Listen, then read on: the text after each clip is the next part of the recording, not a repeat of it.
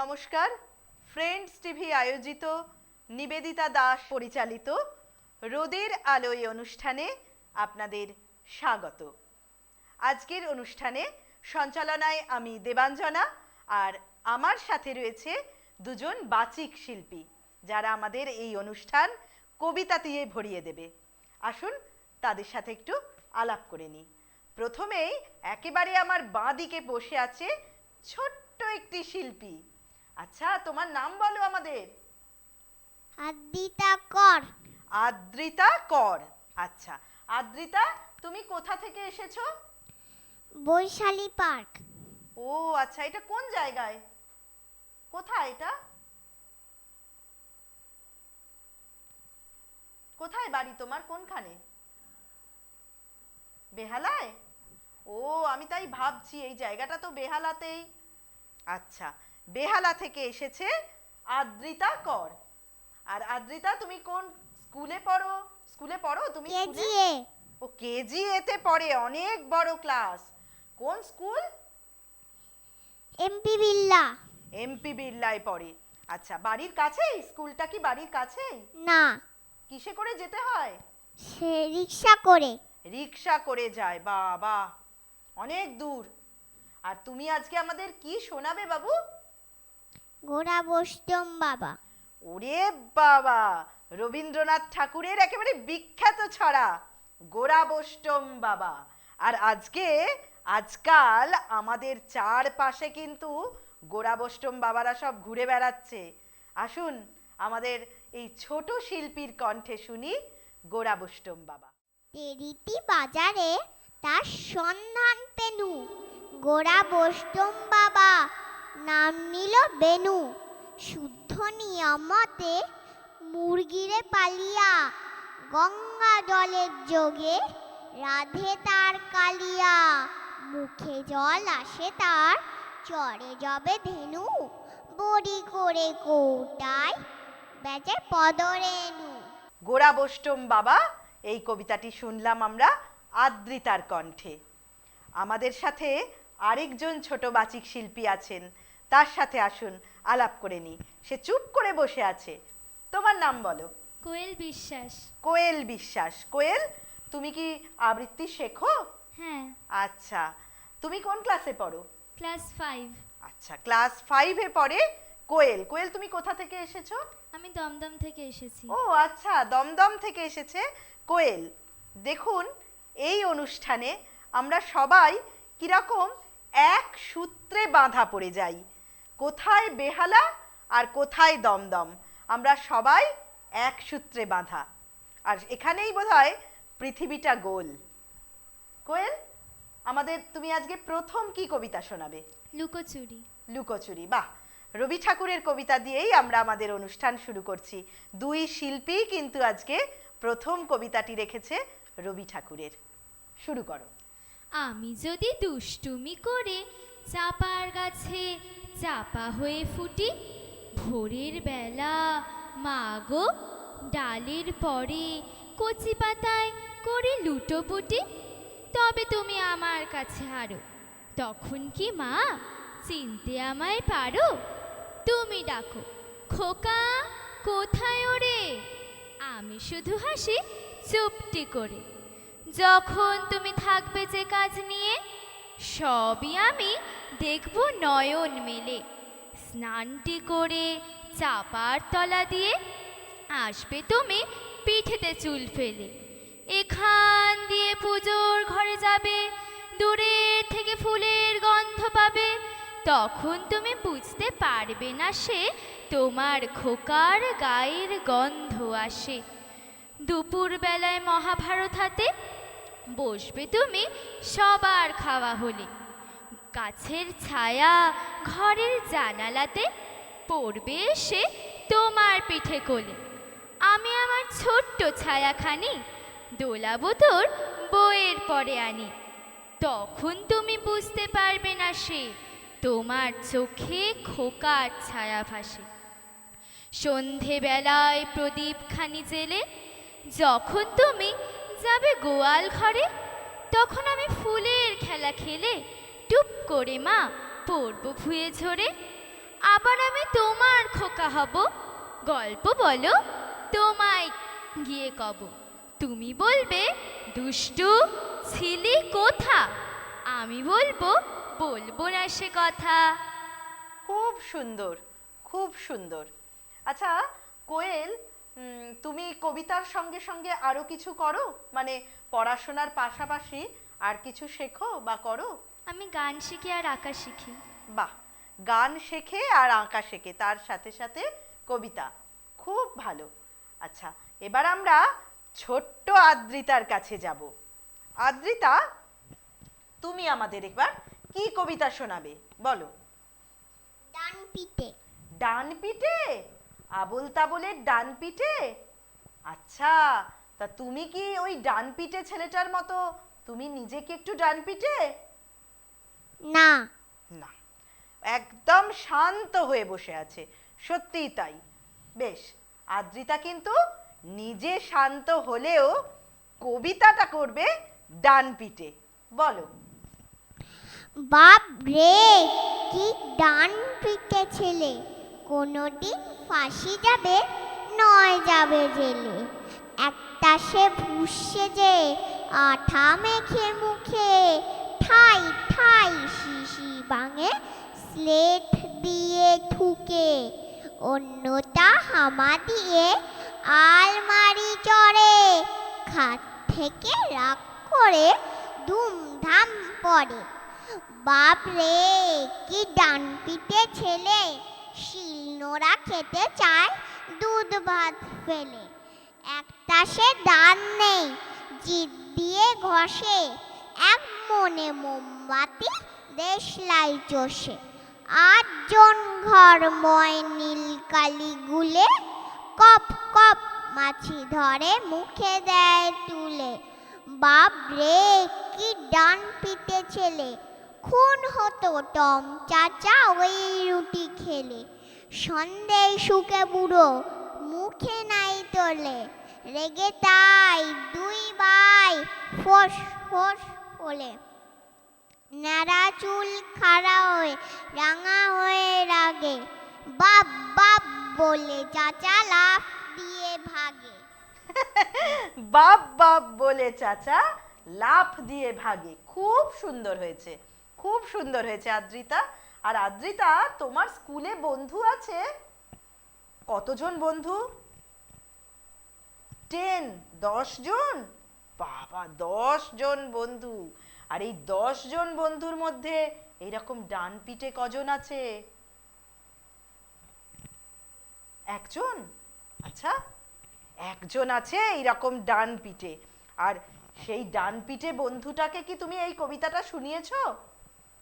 শোনাওনি? একটু বলো, নাটা সেটা বলো। শুনিয়েছো? শোনাইনি। তাহলে সেই বন্ধুটাকে কিন্তু এই মজার কবি সুকুমার রায়ের ডান পিঠে কবিতাটা একদিন শুনিয়ে দিও, কেমন? বেশ, এবার আমরা আবার কোয়েলের কাছে আসি। কোয়েল, তুমি তো পড়াশোনা করো, তো তোমার সবচেয়ে প্রিয় বিষয় কি? আমার সবচেয়ে প্রিয় বিষয় হচ্ছে বিজ্ঞান। বিজ্ঞান, বাহ, খুব ভালো। আর ভবিষ্যতে কি নিয়ে পড়াশোনা করবে বা কি করবে, এরম কিছু তোমার পরিকল্পনা আছে? আমার সায়েন্টিস্ট হতে ইচ্ছা। বাহ, খুব খুব ভালো। আমাদের তরফ থেকে, ফ্রেন্ডস টিভির তরফ থেকে তোমাদের দুজনের জন্যই অনেক শুভেচ্ছা রইল। তোমরা অনেক বড় হও, তোমাদের যেটা ইচ্ছা তোমরা সেরকম ভাবে পথ চলো, খুব ভালো। আচ্ছা কোয়েল, এবার তোমার কাছে যাই, তুমি আমাদের আরেকটি কবিতা শোনাও। কবি কামিনী রায়ের কত ভালোবাসি। জড়ায় মায়ের গলা, শিশু কহে আসি, মা তোমারে কত ভালোবাসি। কত ভালোবাসো ধন জননী সুধায়, এত বলে 2 হাত প্রসারী দেখায়। তুমি মা আমারে ভালোবাসো কতখানি, মা বলেন মাপ তার আমি নাহি জানি, তবু কতখানি বলো। যতখানি ধরে তোমার মায়ের বুকে, নহে তারপরে তার বাড়া ভালোবাসা পারি না বাসিতে। আমি পারি বলে শিশু হাসিতে হাসিতে। কামিনী রায়ের এই কবিতাটি আমাদের অনেক কিছু মনে পড়িয়ে দেয়, তাই না? মা, মা আমাদের বড় আপনার, এবং আমরা একেবারে ছোট্টবেলায় যে কথাটা আমাদের প্রথম মুখ থেকে বেরোয় সেটা কিন্তু মা। শুধু মানুষ জন্ম নয়, এই পৃথিবীতে জীবজগৎ, উদ্ভিদ জগৎ সকলের কাছেই মা মাই। এবার আমরা আসবো আদ্রিতার কাছে। আদ্রিতা, তুমি আমাদের একটা ছোট ছড়া শোনাবে নাকি? ও একদম, ও একেবারে প্রস্তুত আমাদেরকে কবিতা বা ছড়া শোনানোর জন্য। আর কি কবিতা বা কি ছড়া শোনাচ্ছে, আসুন সেটা আমরা আদ্রিতার কাছ থেকেই জেনে নিই। হাতিকে দেখে ব্যাঙ বললেন, হাতি তোমার সঙ্গে করব হাতাহাতি। হাতি সেদিন ছিল কাজের তারা, কান দিল না, হলো না সে খাড়া। রাজার কাজে যাচ্ছিল সে গৌর, ব্যাঙটা দেখে শোনায় সকল পাড়া। আমার ভয়েই হাতি দিল দৌড়। হাতি দৌড় দিল? এরকম দৃশ্য যদি আমাদের চোখের সামনে ঘটে, বলো কোয়েল, কিরকম লাগবে যে একটা হাতি দৌড়চ্ছে? আর এই কবিতাটি কার লেখা তুমি জানো? এই কবিতাটি কার লেখা? কবি অন্নদাশঙ্কর রায়, তাই তো? অন্নদাশঙ্কর রায়। হ্যাঁ, কবি অন্নদাশঙ্কর রায়ের হাতি বনাম ব্যাঙ, তাই তো? একদম। আর খুব মিষ্টি করে আমাদের ছোট্ট আদ্রিতা আজকে এই অনুষ্ঠানে রোদের আলোয় শোনালো সেই কবিতাটি। আচ্ছা, এবার আবার আমরা একটু আদ্রিতার কাছেই আসি। আদ্রিতা, তুমি আমাদের আরেকটি কবিতা শোনাও। বাবুরাম সাপুরে, কোথায় যাস বাপুরে? আয় বাবা দেখে যা, দুটো সাপ রেখে যা। যে সাপের চোখ নেই, শিং নেই, নখ নেই, ছোটে নাকি হাঁটে না, কাউকে যে কাটে না। করে না কো ফোস ফাস, মারে না কো ঢোস ডাস, নেই কোনো উৎপাত, খায় শুধু দুধ ভাত। সেই সাপ জ্যান্ত, গোটা তুই আনত, তেরে মেরে ডান্ডা করে দে ঠান্ডা। খুব ভালো, মজার কবি সুকুমার রায়ের বাবুরাম সাপুড়ে, তাই তো? আর তুমি চিড়িয়াখানায় গেছো আদ্রিতা? চিড়িয়াখানায় গেছো? তা চিড়িয়াখানার ঠিক উল্টো দিকেই সাপেদের ঘর আছে, দেখেছো? দেখেছো সাপেদের ঘর? কত রকমের সাপ আছে না? কিন্তু শীতকালে যদি যাও সাপেদের দেখতে পাবে না, তারা তখন শীত ঘুমে ব্যস্ত থাকে, বুঝেছো? অনেক কিছু বুঝছে আদ্রিতা, একদম গোল গোল চোখ করে আমার দিকে তাকিয়ে আছে আর সুন্দর সুন্দর কবিতা আমাদের আজকে উপহার দিচ্ছে। খুব ভালো আদ্রিতা, তোমাকে আমাদের তরফ থেকে অনেক অনেক ভালোবাসা, অনেক বড় হও। আচ্ছা, এবার আমরা একেবারে বোধহয় কবিতার শেষ প্রান্তে এসেছি, অনুষ্ঠানের শেষ প্রান্তে এসেছি। আর আজকে এখন আমরা শুনবো কোয়েলের কাছ থেকে। কোয়েল, তুমি এখন আমাদের কি কবিতা শোনাবে? ঘুম জাগানো পাখি। ঘুম জাগানো পাখি। আচ্ছা কোয়েল, তুমি কোন ক্লাসে পড়ো বললে? ক্লাস 5। ক্লাস 5-এ পড়ো, তাহলে অনেক কবিতা পড়ো নিশ্চয়ই, তাই তো? মানে তোমার উপযোগী অনেক কবির কবিতা পড়ো। একটা কথাই বলবো, যেটা শিখছো সেটা তো শিখছোই, তার সাথে সাথে অনেক কবির কবিতা পড়বে। পড়লে কি হবে, আমরা অনেকের সম্বন্ধে জানতে পারবো। আর শুধু কবিতা পড়লে হবে না, কিন্তু কবিতা বললে হবে না, কবিদের সম্বন্ধেও আমাদের জানতে হবে, তাই না? আর প্রত্যেকটা কবিতা একেবারে তার সারমর্ম সেইটাও কিন্তু আমাদের জানতে হবে, তবেই তো আমরা সুন্দর করে কবিতা বলতে পারবো, তাই না? আর আমার মনে হয় তোমাদের কবিতা বলা দেখে আমি সেটা বুঝতে পারছি যে তোমরা সে সম্বন্ধে কিন্তু যে যে কবিতা বলো সেগুলো তোমরা জানো যে কেন বলা হচ্ছে, তাই না? কোয়েল? বেশ, কোয়েল তুমি আমাদের তাহলে কবিতা শোনাও। বল। কবি কাজী নজরুল ইসলামের ঘুম জাগানো পাখি। আমি হব সকাল বেলার পাখি, সবার আগে কুসুম বাগে উঠবো আমি ডাকি। সূর্য মামা জাগার আগে উঠবো আমি জেগে। হয়নি সকাল, ঘুমো এখন, মা বলবেন রেগে। বলবো আমি আলসেমে, ঘুমিয়ে তুমি থাকো। হয়নি সকাল, তাই বলে কি সকাল হবে না কো? আমরা যদি না জাগি মা, কেমনে সকাল হবে? তোমার মেয়ে উঠলে গো মা, রাত পোহাবে তবে। উষা দিদি ওঠার আগে উঠবো পাহাড় চূড়ে, দেখবো নিচে ঘুমায় শহর শীতের কাঁথা মুড়ে। ঘুমায় সাগর বালুচরে নদীর মোহনায়। বলবো আমি ভোর হলো যে, সাগর ছুটে আয়। ঝর্ণা মাসি বলবে হাসি, খুকি এলি নাকি? বলবো আমি নই গো খুকি, ঘুম জাগানো পাখি। খুব ভালো কোয়েল, খুব ভালো। এভাবেই গানের চর্চা, কবিতার চর্চা তোমরা চালিয়ে যাও, কেমন?